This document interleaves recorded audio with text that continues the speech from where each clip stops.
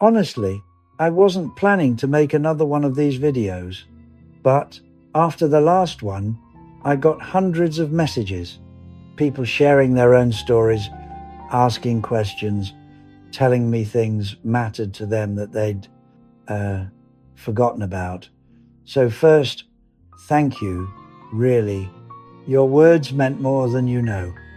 Now, I want to talk about something I've been thinking about since my wife Eleanor died. It's about the lies we tell ourselves to get through the day. Not the big lies, the small ones. The ones we think are protecting us but are actually stealing our lives. I'm George, I'm 87, and I spent 43 years lying to my wife about something so small, so stupid, that when I finally told her the truth, we both sat there in silence for a long time. Not because it was earth-shattering, but because of all the years we'd wasted dancing around it. It was a Thursday afternoon. We were sitting on the porch, and she asked me, like she'd asked 1,000 times before, "Do you ever regret not finishing your degree?" And for 43 years, I'd said the same thing. No, it worked out fine. I did all right. But that day, something broke in me. I said, yes, every single day. She looked at me like I'd suddenly started speaking another language. What? I regret it every day. I said, I regret that I quit. I regret that I was too proud to go back. I regret that I told myself it didn't matter, when it mattered to me more than almost anything. Eleanor put her coffee down. She said, George, why didn't you tell me? We could have figured something out. You could have gone back. And that's when I realized what I'd done. I'd spent 4 decades protecting my ego, pretending something didn't hurt when it was eating at me the whole time.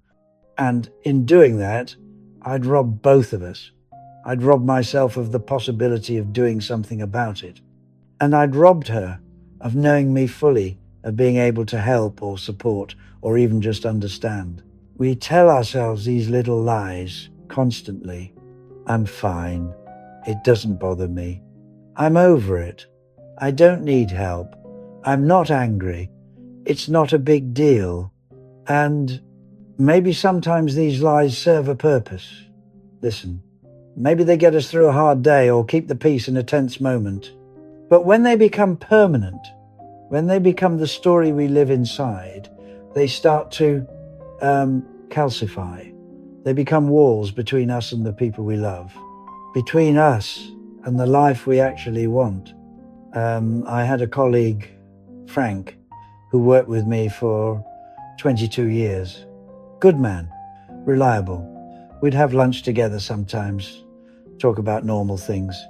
You see, sports, weather, what our wives were cooking for dinner. About 6 months after he retired, his daughter called me. Frank had died, heart attack, and she said something that's haunted me since. She said, Dad always talked about you. He said you were the only person at work he felt comfortable around. He wished he'd told you some things, but he never did.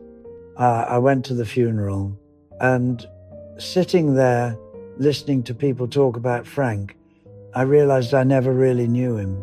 Honestly, I knew the surface, the version he let me see.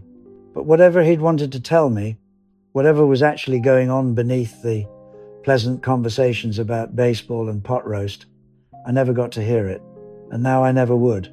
That's what these little lies cost us. They cost us connection.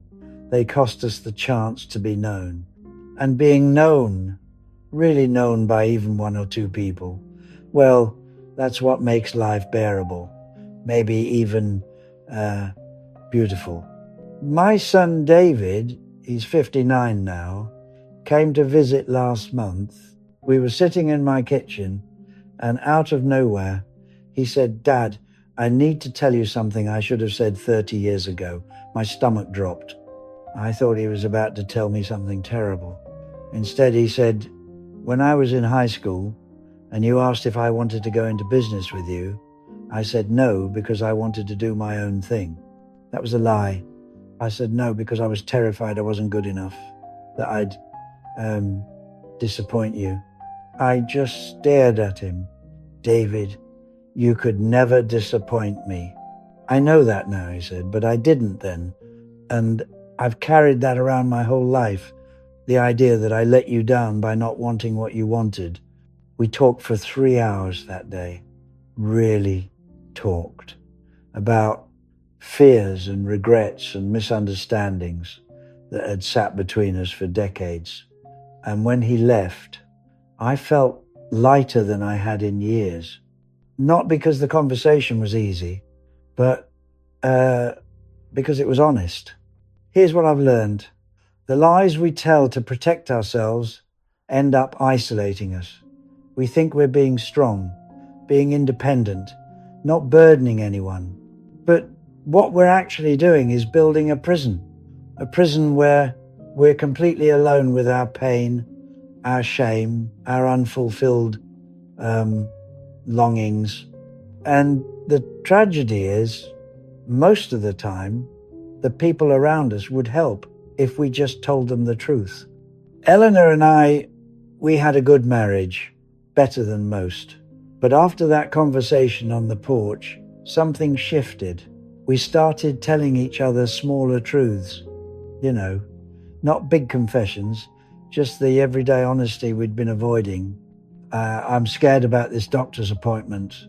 I feel lonely even when you're in the room. I'm angry about what your sister said. Things we'd been swallowing for years. It wasn't always comfortable. Sometimes it led to arguments. Sometimes we had to sit with hard feelings. But it was real.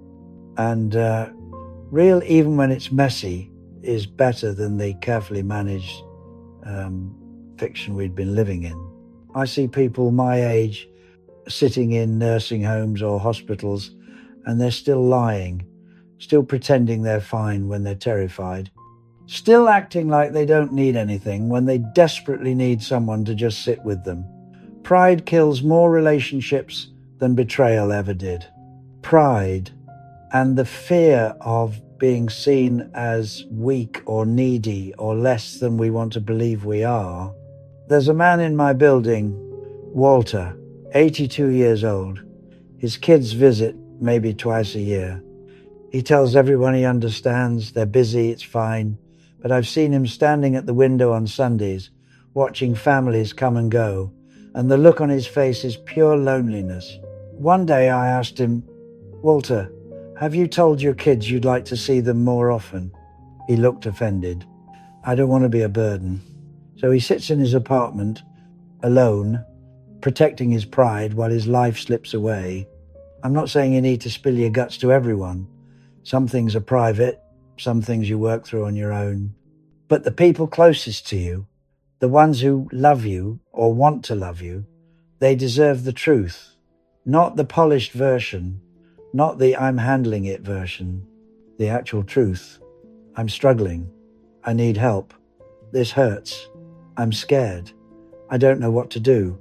When my youngest daughter called me 3 years ago, crying so hard I could barely understand her, I asked what happened. She said, I feel like I'm failing at everything. I can't do this anymore. And instead of telling her she was fine, that she was being dramatic, I told her the truth. I said, I've felt that way too, many times. It's terrible. I'm sorry you're going through it. We talked for an hour. I didn't fix anything. I couldn't. But she said later that conversation saved her, not because I had answers, because I was honest about not having them either. The lies we tell ourselves about being fine, about having it together, about not needing anyone, they don't make us stronger. They make us smaller. They shrink our lives down to what we can manage alone, which isn't much, because humans aren't built to be alone. We're built for connection, for shared struggle, for the relief of being known and still loved. I wasted so many years pretending I wasn't hurt when I was, pretending I didn't care when I did, pretending I had everything under control when I was drowning. And the cost wasn't just to me, It was to Eleanor, to my kids, to friendships that could have been deeper if I'd been braver. Now I don't have time for pretending. I'm 87. Every conversation could be my last with someone. So when people ask how I'm doing, I tell them.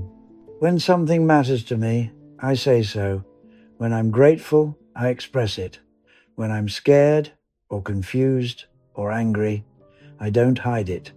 Not because I've suddenly become fearless, but because I've finally realized that being known is worth the risk of being hurt. If you're watching this and you're holding on to some small lie, some story you keep telling yourself or others to avoid discomfort, I'm asking you to consider letting it go. Not all at once, not recklessly, but start being a little more honest with yourself first, then with the people who matter.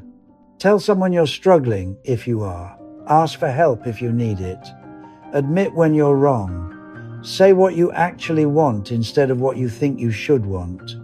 Honestly, stop performing being fine and just be whatever you actually are.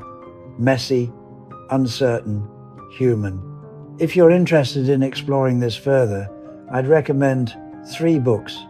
The Gifts of Imperfection by Brené Brown, When Things Fall Apart by Pema Chodron, and Man's Search for Meaning by Viktor Frankl. Read them. They'll challenge you in ways you